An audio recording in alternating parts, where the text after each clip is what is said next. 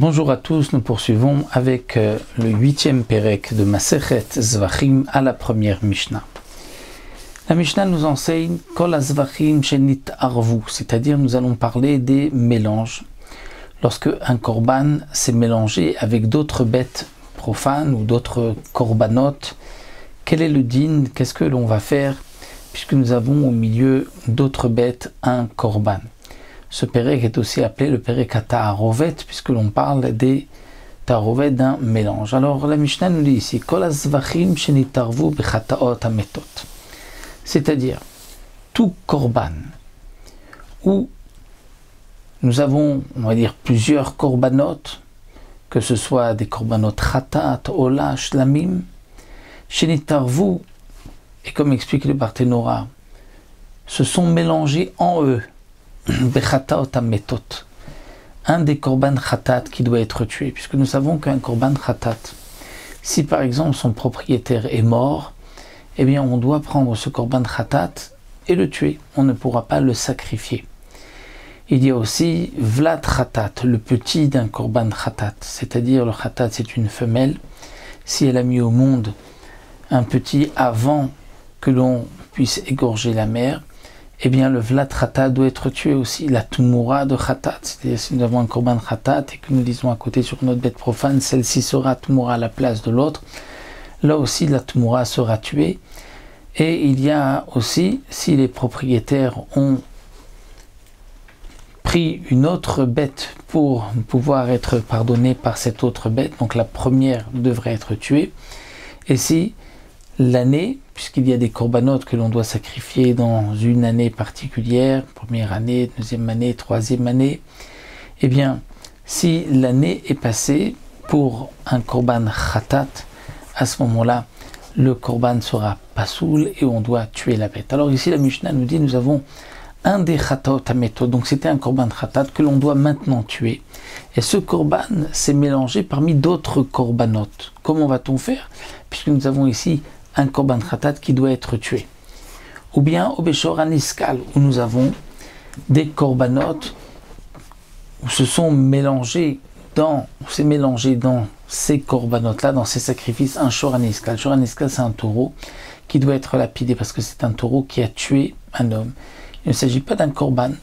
Toute bête qui tue un être humain, qui tue un homme, une femme, un enfant, doit être tué, doit être lapidé.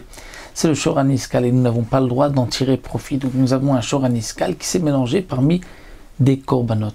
Que va-t-on faire? Eh bien la Mishnah nous dit Afilo Echad Beribo.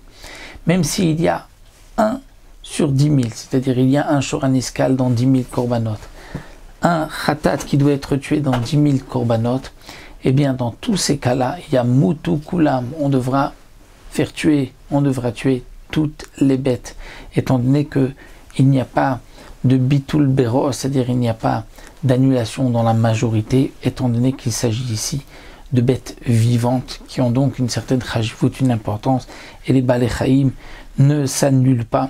Donc, que va-t-on faire? On est obligé de tuer toutes les bêtes. Est-ce que l'on va dire, on attend que ces bêtes-là aient un défaut et ensuite on va racheter leur valeur, on va les vendre et avec leur valeur on va acheter des corbanotes? C'est pas possible puisque parmi eux, il y a un korban, une bête qui est assurbana, dont on n'a pas le droit de tirer profit. Donc le seul moyen possible, c'est de les abattre. Elles doivent toutes être tuées. Nitarvu beshor shenevda boavera. Maintenant, si nous avons des corbanotes qui se sont mélangés, c'est-à-dire qu'il y a un taureau shenevda boavera, avec qui une avera a été faite. C'est-à-dire que si un homme, une femme ont une relation avec des animaux, cette bête ne pourra pas être sacrifiée. Lorsqu'il y a des témoins, on devra même tuer la bête. Mais s'il n'y a qu'un seul témoin, que va-t-on faire? Eh bien, nous n'avons, dans ce cas-là, nous n'avons pas le choix, cette avera, c'est-à-dire que il est pasoul pour le misbéar, ou s'il a tué chez Mit et Adam, c'est-à-dire il a tué une personne, nous avons un taureau qui a tué un homme qui doit être tué, ce taureau aussi, mais Alpi Adechad, là il n'y avait qu'un seul témoin. Ou Alpi Balim, où ce sont les propriétaires même qui viennent avouer que leur taureau a tué. Dans ce cas-là, on ne pourra pas tuer le taureau étant donné qu'ils viennent donc l'avouer. Dans ce cas-là, le taureau ne sera pas tué, mais on ne pourra pas le sacrifier. Donc un taureau avec qui une avéra a été faite et on ne pourra pas donc ensuite le sacrifier, ou bien un taureau qui a tué un être humain, mais il n'y a qu'un seul témoin ou il n'y a que les propriétaires, eh bien dans ces cas-là, quel va être le din? On ne peut pas les sacrifier. Ces bêtes se sont mélangées avec d'autres korbanes. Qu'est-ce que l'on va faire? Là nous verrons qu'on ne va pas tuer toutes les bêtes, étant donné que de toute manière ces bêtes ne doivent pas être tuées, elles doivent juste ne pas être sacrifiées. Donc ce que l'on fera, c'est qu'on laissera tout le troupeau brouter le temps qu'ils aient un défaut. Ensuite on vendra les bêtes et avec l'argent on achètera d'autres korbanot. Donc ça c'est ce que la Mishnah vient nous dire ici. Donc un taureau qui s'est mélangé parmi d'autres korbanot, et ce taureau-là, une avéra a été faite avec lui, ou bien il a tué un homme, al pied adechad, il n'y avait qu'un seul témoin, ou il n'y avait que les propriétaires qui ont avoué. Quelles sont les sortes de avéra qui ont été faites? Berovea ou benirba, c'est-à-dire si c'est un homme qui a fauté avec un taureau ou une femme qui a fauté, donc ça dépend si la bête était passive ou active, ou bamukse, ou bien c'était une bête qui avait été donc destinée pour la Vodazara. Donc le roi va venir voir aussi, on parle qu'il n'y a qu'un seul témoin, parce que sinon il doit être tué. Ou alors le Barthénoura propose une autre explication, c'est que ceci a été fait avec un non-juif.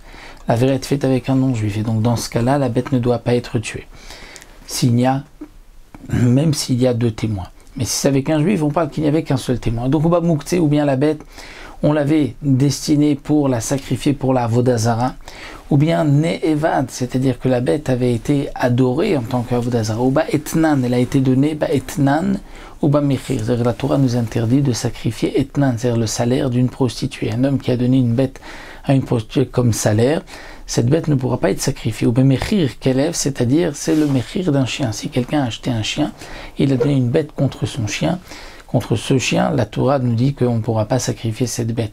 Ou kilaim, ou une bête qui provient d'un mélange de deux espèces, qui ne pourra non plus être sacrifiée sur le misbiar. Ou trefa, ou une bête qui est trefa, avec un des simanim trefa que l'on voit donc même de son vivant, l'extérieur, si elle avait été attaquée par un loup qui aurait fait un trou dans le crâne par exemple, la bête est tréfa, ou bien Beyotsedofen, ou une bête qui est née par césarienne. Dans tous ces cas-là, on ne pourra pas sacrifier cette bête sur le misbéar. Et si elle s'est mélangée avec d'autres sacrifices, qu'est-ce qu'on fait? On laissera toutes les bêtes broutées jusqu'à ce qu'elles aient un défaut, et ensuite on va les vendre, et on devra apporter avec le prix de Dme Ayafé, c'est-à-dire que si nous avons plusieurs bêtes, il y en a une qui vaut 500 et l'autre qui vaut 400, lorsqu'on ne sait pas si c'était le korban khatat qui valait 500 ou si c'est un korban ola qui valait 500, ce qu'on va faire, c'est qu'on va prendre à chaque fois 500 pour le korban, c'est-à-dire la plus grosse somme pour le khatat. Peut-être que c'était pour le ola, donc la plus grosse somme aussi pour le ola. La différence, c'est cet homme-là, celui qui a ce troupeau, qui devra payer de sa poche. Donc, on amènera avec le prix de la bête qui est vendue la plus chère, on amènera un korban motoamine de cette espèce. Donc, que ce soit korban khatat ou ola, peu importe quel était le mélange, et on dira peut-être que c'était cette bête qui valait le plus, donc c'est avec cet argent que je vais amener un korban khatat ou un korban ola. Maintenant la Mishnah termine, si un korban s'est mélangé avec des bêtes profanes mais qui n'ont pas de défaut, c'est-à-dire des bêtes qui ne sont pas ni kadosh ni interdites, alors on vendra les bêtes profanes pour quelqu'un qui a besoin d'un tel korban. C'est-à-dire, imaginons que nous avons un korban ola qui s'est mélangé avec des bêtes choulines profanes, eh bien on proposera ces bêtes-là pour celui qui doit apporter un korban ola. Et donc ensuite, on amènera toutes ces bêtes en tant que korban ola, et le Kohen dira, je fais la shrita de chaque bête pour son propriétaire, même s'il ne sait pas pour qui c'est. Donc voici le premier din, où nous avons eu un mélange, et on ne sait pas comment agir? Donc la Mishnah nous a ici proposé donc 3 cas. D'abord dans le Isur Hana'a, Khatat, Ametot ou Shoraniskal, qui s'est mélangé avec des sacrifices. Ou ensuite, deuxième cas, une bête qu'on ne peut pas sacrifier sur Mizber, mais qui n'est pas Asur Be'ana'a, qui s'est mélangé avec d'autres sacrifices. Et le troisième cas de la Mishnah, c'est si un sacrifice s'est mélangé avec des bêtes profanes.